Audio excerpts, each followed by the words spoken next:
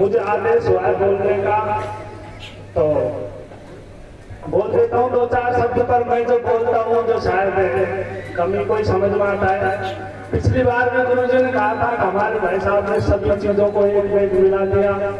तो मैं जो बोलूँगा, जो मेरी समझ से तो बोलूँगा, जो चीजें मैंने जिंदगी में महसूस की है, जो मैं मानता हूँ, जो जानता हूँ, वही बोलूँगा। और मैं ज्यादा गहरे ज्ञान में नहीं जा करके और बहुत मोटी चीजें जो अपने बीच में रोज घटित होती है उन पर जोर देना चाहता हूँ।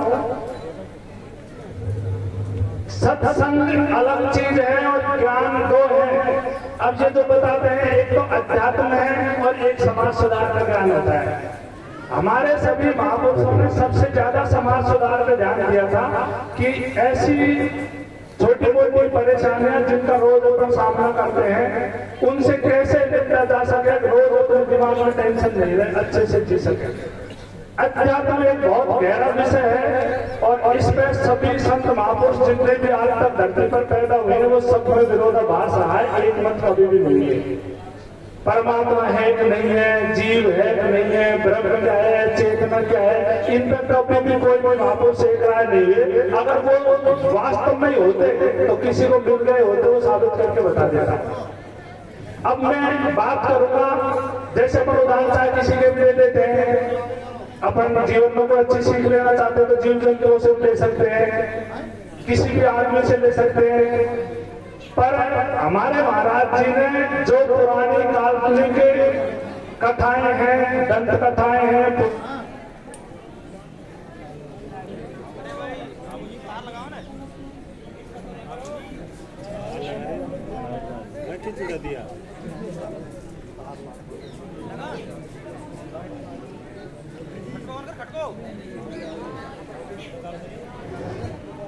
उनके बारे में हमारे महाराज जी ने कहा था कि वेदिंग की बात है। कई लोग कहते हैं वेदों में लिखा है, वेदों में लिखा है, वेदों में कहा है। तो हमारे महाराज जी ने कहा वेदिंग की बात है। मान लो जो कुछ लिखा हुआ है, जो उदाहरण पर देते हैं वो सही हुए भी थे। कर्ण हुआ था, अर्जुन हुआ था, भीम हुआ था, उसने हाथियों के दान को आसमान में फेंक दी, ऐसा हुआ होगा मैं मानता हूँ। पर उन चीजों का अब हमारे दैनिक जीवन में कतई कोई महत्व नहीं है, काम आने वाले नहीं है। इसलिए महाराज जी ने कहा था कि वेदिंग की बात है। आज से बहुत साल पहले जब आदिमानव था, जब उसको खाने पीने की चीजों का ज्ञान नहीं था तो वो जानवरों को मार के पेट भरता था। धीरे धीरे उसको पत्थर फेंकते फेंकते आग जलने होगी, उसका आग का पता चला तो सेक के खाने लगा। फिर धीरे धीरे उसको पता लगा होगा कोई जानवरों के अलावा भी खाने की और चीज होती है। इस तरह मानव सभ्यता का धीरे धीरे विकास हो। तो तब मान लो कोई जीवों को खाए, पत्थरों से मारे और चीजों का ज्ञान नहीं रखे तो संभव है क्या? नहीं है ना। तो ये उस समय की जरूरत थी, उस समय का ज्ञान था। पहले रथों से लड़ते, पत्थरों से लड़ते, बड़े युद्ध होते, वो भी लाठी भालों से होते थे। आज के युद्ध किससे होते हैं? बटन दबाने से। तो अब वो दिन की बात होगी, हम थोड़ी चलेंगे। तो मेरा तो मूल उद्देश्य यही है, अब हमारे समाज में जो समस्याएं हैं जिनका हम रोज रोज सामना कर रहे हैं, इन चीजों पे ध्यान देना चाहिए। अपने आश्रम पे जो लोग आते हैं उनकी गांव में एक पहचान होनी चाहिए, उनके बच्चों की, उनकी खुद की, कि ये वास्तव में सत्संगी इंसान है। इनके बच्चे कोई मोबाइल नहीं रखते हैं, किसी प्रकार का कोई नशा पता गुटखा नहीं खाते पीते हैं, उनकी कथनी करने में कोई अंतर नहीं है। इस तरह की पहचान अपनी एक गाँव में होनी चाहिए। तो अपना सत्संग में आना जाना बैठना सार्थक है। बाकी अपन यहाँ पे बहुत अच्छी धार्मिक और बहुत बढ़िया आदर्शवादी बातें करते हैं और दैनिक क्रियाक्रम अपने हो ही रहे जो आम इंसान के हैं। तो फिर अपन में क्या अंतर हुआ बताओ? कोई अंतर नहीं हुआ ना। तो फिर ये गाने बजाने का, यहाँ बैठने का कोई मतलब नहीं। अब मैं सबसे ज्यादा जोर देता हूँ, अपन खुद से ही होंगे तो अपने बच्चे भी अपने से ही सीखते हैं, तो वो भी शायद थोड़े से सही होंगे। अब अपन में से ज्यादातर यहाँ पे जो कई बार मैं टोकता हूँ, ज्यादातर लोग गुड़ के खाते बीड़ी पीते हैं। अब मैं किसी का भी एक उदाहरण दूं, आप में से कोई सा बीड़ी पी रहा है और उसके बच्चे को बीड़ी पीता देखना चाहता है क्या? आप चाहते हो आपका बच्चा बीड़ी पिए? नहीं चाहते और खुद पीते हैं। ये संभव है क्या? मैं गुटखा खाऊं और मेरे बच्चे को गुटखा खाते देख लो तो उसको थप्पड़ मारो, ये कब सीख रहे थे? तो कहीं कहीं मेरे कथनी करने में चरित्रवान तो है। अब मैं गुटखा खा रहा हूँ तो मेरा बच्चा खा रहा है तो क्यों बुरा लग रहा है मुझे बताओ? नहीं लगाना चाहिए ना? जो काम मैं कर रहा हूँ वो बच्चे कर सकते हैं, क्या दिक्कत है? तो मेरा तो मेन ध्यान इसी पे ही है। सबसे ज्यादा तो अपने जो परिवारों को विघटन हो रहा है, किसी के एक ही बेटा है वो भी माँ बाप से अलग रह रहा है और उसके भी माँ बाप बुढ़ापे में अपने टुकड़े से के खा रहे हैं, तो अपना पैदा होने का अर्थ खत्म हो जाता है मेरे हिसाब से। और बहुत ज्यादा गहरे ज्ञान की इनकी उनकी जरूरत बाद में पड़ती है। जब कोई बच्चे ने पहली क्लास पास नहीं की हो और उसको बीए की क्लास में बैठा दो तो उसको कुछ भी पढ़ना नहीं पड़ेगा। अध्यात्म बहुत बात का विषय है। सबसे पहला अपना सामाजिक कर्तव्य है। तो सबसे पहले तो यथासंभव महाराज जी को ज्ञान को अपन ग्रहण करते हैं तो एक संयुक्त परिवार में रहें, कोशिश करें भाई भाई भी अलग नहीं हो ताकि माँ बाप भी उनके पास रह सकें, और अलग हो भी रहे तो कम से कम भाई बहनों के प्रति अपना दायित्व फिर भी कम बनता है, माँ बाप के प्रति तो पूरा का पूरा ही है। और अब यह बैठे जिसमें मैं व्यक्तिगत ज्यादा नहीं जान पाऊंगा, पर आप अपना आत्मविश्लेषण करेंगे तो ज्यादातर के माँ बाप अलग रह रहे हैं। अब जब माँ बाप अलग रहते अपने बेटों से के खा रहे हैं तो अपना ये सत्संग माना, ज्ञान करना, भजन करना, ये सब बेकार है, कोई मतलब आज से छोड़ देना चाहिए। सब सच्चा ज्ञान तो अपना वही दे गया जहाँ अपने माँ बाप अपने को पैदा करने के बाद अपने हाथों से रोटी सेक के खा रहे हैं, एक नंबर। दूसरी बात है अपने बच्चों की, अगर अपने बच्चा ये अपने हाथ की बात नहीं है, वो डॉक्टर इंजीनियर वैज्ञानिक कुछ भी बने, पर ये जरूर अपन कोशिश करें वो अच्छा इंसान बने। और अच्छा इंसान का मतलब यही है जो जानवरों से अपने आप को अलग कर सके। जानवरों को खाने पीने की चीजों की नॉलेज रहती है, जानते हैं ना आप सभी। भाई गधे के आगे दारू लड़को तो पिएगा क्या? नहीं पिए। किसी भी जीव जानवर के आगे आप बोलो तो नहीं खाएगा, वो जानता है, पर इंसान खा लेता है, नहीं है ना? भाई इंसान को पता है उनके पे सिगरेट में मोटे मोटे अक्षरों में लिखा रहता है ये जीवन में भी हानिकारक है, और बहुत अच्छा सा फोटो भी छपा रहता है, और फिर भी अपन खा रहे हैं, पी रहे हैं, मर रहे हैं जबरदस्ती से।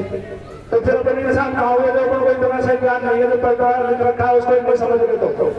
तो मेरा तो मेन ध्यान इसी पर ही है। महाराज जी के यहाँ आते जाते हैं तो और चीज बहुत बात नहीं है। सबसे पहले महाराज जी ने हमें जो रास्ता बताया सामाजिक कुरीतियों का, आडंबरों का, अंधविश्वासों का, जो जबरदस्ती अपने ऊपर थोपा हुआ सब है, इसको छोड़ना है। कितना छोड़ सके उतना सही भाई, पूरा नहीं तो जितना अपन छोड़ सकते हैं। कई लोग कहते हैं सब सामाजिक विरोध हो जाता है, गांव वाले समाज से अलग कर देते हैं, निंदा करते हैं। आप लोगों को कुछ भी सामना नहीं करना पड़ता। जो हमारे महापुरुष हैं उनने इन कुरीतियों से पीछे छुड़ाने के लिए बहुत बड़ी यात्राएं झेली है। जैसे पहले सती प्रथा का नाम सुना होगा आप सभी, सुना है? जब कोई आदमी मर जाता तो उसकी पत्नी को जिंदा ही उसके साथ जला दिया जाता। अब वो रोटी चिल्लाती, उसकी रोने की आवाज कोई नहीं सुने, इसलिए वह ढोल दबा के बजाए जाते जोर से, और जबरदस्ती झगड़ा करके उसको उसके साथ जला दिया जाता।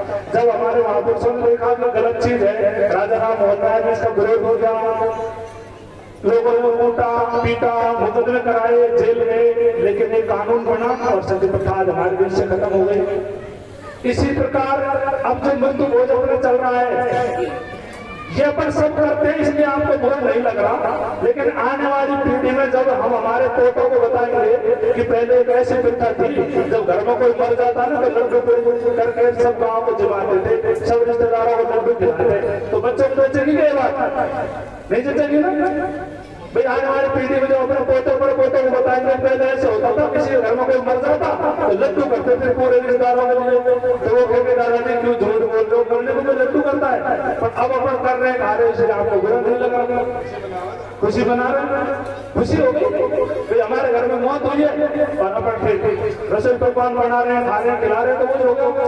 पर अब ये चीज कहने में भले बहुत अटपटी सी लग रही है आपको, लेकिन हमें से 80% 90% सब इस चीज को फॉलो कर रहे हैं, और सबके सामने एक ही तरह के हिसाब समाज के हिसाब से चलना पड़ेगा।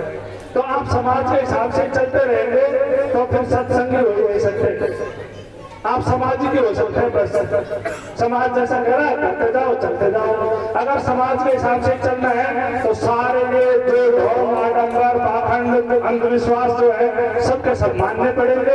और अगर आप वास्तव में गुरुमुखी बनना चाहते हैं, महाराज जी के आदर्शों को, विचारों को, विचारधारा को मानते हैं, तो जितना आपने जो सुना है, सीखा है, उन चीजों को आप छोड़ के देखो। कोई बताया भाई सामाजिक चीजों का अपन इसीलिए नहीं विरोध करते। अब लोग क्या कहेंगे, लोग आप कुछ भी कर लो, जब भी कहेंगे, लोगों को कहने से नहीं रोक सकते। आपको ये पता होना चाहिए मैं जो कर रहा हूँ जो बिल्कुल सही है। अभी मैं कल परसों भी एक ऐसे बैठ में गया था, एक माता जी शांत हुई थी, उनके चारों बेटे नौकर हैं, 2 टीचर थे, एक दिल्ली पुलिस में, एक पटवारी है। तो उनने जाते मेरे को चिट्ठी पकड़ा दी। तो मैंने कहा साहब ये चीज तो ठीक नहीं कर रहे आप लोग। आप जैसे समझदार सक्षम लोग ऐसा करेंगे तो फिर इन चीजों को विरोध कौन करेगा। तो उनके हिसाब सामाजिक स्तर के हिसाब से थोड़ा बहुत तो करना पड़ेगा। तो मेरे थोड़ा क्यों करें, जब आप कर रहे हो तो खूब करो ना पूरे गाँव को। नहीं ज्यादा करो तो गलत है। तो अब मैं तो सीधा उदाहरण ये देता हूँ, जैसे गोबर खाने की चीज नहीं है ना भाई, खाद्य पदार्थ नहीं है। अब कोई आदमी थोड़ा सा आदमी पदार्थ खा रहा है तो फिर भाई पूरा खा लो ना। जो आपको पता है खाने की चीज ही नहीं है, गलत ही है, तो फिर थोड़ा सा क्यों खाना। अब आप थोड़ी सी आग ले रहे हैं, हमने इसको खाया ना, चम्मच से खाया थोड़ा सा, तो आप कौन सा बिल्कुल तो बस भाई फर्क पड़ रहा हो, बाकी वाले की थोड़ी चल रही। जब वो आदमी खुद मान रहे थे ये गलत है करना, पर थोड़ा सा कर रहे हैं कुटम को क्यों कर रहे हैं थोड़ा सा। अगर सही है तो पूरे गांव को पंचायत को करो, और गलत है तो बिल्कुल ही मत करो। भाई चोरी करना 100 रुपए की उतनी होती है, 1 लाख की उतनी होती है चोरी। तो मैं तो आप सभी से ये उम्मीद करूंगा, सबसे पहले तो इंसान और जानवर में जो मोटे मोटे अंतर होते हैं, आदमी में समझ होती है, अच्छे बुरे का ज्ञान होता है, क्या चीज खाने की है, क्या नहीं खाने की है, क्या कार्य करने का है, क्या नहीं करने का, इतना सा सुधार कर ले तो मेरे हिसाब से एक तो यही सत्संग हो गया। और अब आप इन चीजों से डरते रहेंगे तो सामाजिक विरोध तो करना झेलना पड़ेगा। निंदा करने से कोई किसी को रोक नहीं सकता कभी भी। आप कुछ भी करो, निंदा होना स्वाभाविक बात है। आप निंदा से डर के कोई काम को कर रहे हैं तो ये भी गलत बात है। और अपन कोशिश करेंगे कि अपन वास्तव में सुधरना चाहते हैं और इन अंधविश्वास पाखंडों को विरोध करते हैं, और किसी को कोई सामाजिक समस्या आती है तो हम सब मिलकर इसका मुकाबला करेंगे। क्या दिक्कत है भाई, आप में से जैसे कोई मृत्यु बोझ नहीं करना चाहता और गांव वाले दबाव डाल रहे हैं तो मुझे फोन करो, क्या दिक्कत है। जो काम आप नहीं करना चाहते, कोई जबरदस्ती से आपसे करवा रहा है तो एक बार मुझे कॉल करके देखो कि साहब मैं तो नहीं करना चाहता पर गांव का दबाव इस तरह का है, फिर हम सब मिलकर उनको मुकाबला करेंगे उन चीजों का। तो एक अकेला आदमी तो वास्तव में भी थोड़ा सा वो हो जाता है, साहब मैं अकेला क्या कर पाऊंगा। लेकिन हम एक होते जो महाराज जी की विचारधारा है उससे जुड़े हुए सभी पर भाई जितने भी हैं, चाहे कोई भी जाति के, कोई भी गांव के, कोई से भी जिले के, जब हम एक दूसरे को इस स्थिति में पाते हैं कि साहब अमुक आदमी को गाँव वालों ने लगा रखा है तो हम सब उसका सामना कर सकते हैं। क्या दिक्कत है। तो सबसे पहले तो मेन चीज यही है, अपन यहाँ आते हैं तो महाराज जी की विचारधारा को आगे बढ़ाएं, सबसे पहले अपने जीवन में उतारें। उन्होंने जो जो चीजें कही थी कि भाई फिजूल खर्चे नहीं करनी है, दिखावा नहीं करना है, मृत्यु भोज नहीं खाना है, मूर्ति पूजा नहीं करनी है, डालडा नहीं खाना है, तो सबसे पहले तो बड़ी बड़ी बातों को अपने जीवन में उतारें, फिर बाद में दूसरों के ऊपर अपन लागू कर सकते हैं। मेन चीज कई बार क्या होता है, मैंने देखा है जैसे एक वो राजयोग ब्रह्मा कुमारी आपने देखा होता, एक बहुत बड़ा संगठन है इस तरह का, तो उनमें सुबह प्रवचनों के लिए जो लोग हो जाते हैं ना, 1-2 बार मैं भी गया तो उन्होंने मेरे से पूछा भाई जी आपने कुछ पल्ले पढ़ा क्या, तो मैं तो सही कह देता हूँ जो महसूस करता हूँ मैं कि मेरे तो ये समझ में आया कि जो यहाँ सब आए हुए हैं ना ये सब एक्यूजल है एक तरह से। भाई 75-80 साल का बुढ़ा बुढ़ी हो प्रवचन सुनने चल जाए तो उसको मान लो कोई ज्ञान हो भी गया तो क्या करेगा बताओ। ज्ञान की जरूरत किसमें आप बताओ। ज्ञान की जरूरत मेरे हिसाब से मेन पावर को है जो करता है उसको ज्ञान की जरूरत है। अब मान लो मेरे छोटे से बच्चे को ज्ञान हो गया बहुत तगड़ा तो उसको भी कोई काम करना, और मेरे पिताजी 90 साल का जो खाट में पड़े उनको कोई चीज का से ज्ञान हो गया तो वो भी कोई काम करनी। ज्ञान की जरूरत मेन पावर को है और वो सही है वो सुधर गया है तो जैसे मान लो एक घर में मेहनत कमाने वाला है और उसको सही चीजों का ज्ञान है, तो माँ बाप की अच्छी सेवा कर सकता है और बच्चों को अच्छी परवरिश दे सकता है, उसको ज्ञान की जरूरत है। तो अपने समझने की बात यही है, सबसे पहले तो अपने माँ बाप के ऊपर ध्यान देना, जिनकी वजह से ये वजन अपना धरती पे बढ़ रहा है। और अपन थोड़े से सक्षम हुए और उनसे अलग हुए और वो अपने हाथों से सेक के खा रहे हैं, तो अपना जीवन दुख में होना तय है। आप अपने अड़ोस पड़ोस में रिश्तेदारियों में कहीं भी नजर डाल के देख लेना, जिसके माँ बाप अलग रोटी करके खा रहे हैं वो कोई जीवन में सुखी हो ही नहीं सकता, चाहे नौकरी करने वाला हो चाहे धंधा करने वाला हो।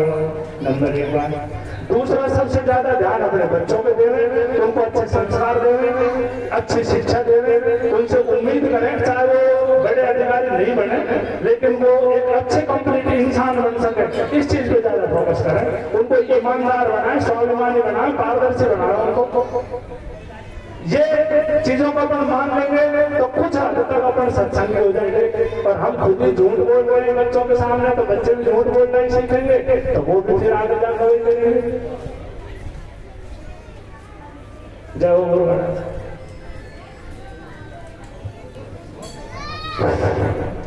बहुत बहुत धन्यवाद प्रकाश जी। देखिए इन्होंने सामाजिक व्यवस्था पर अपने विचार रखे और ये जरूरी भी है।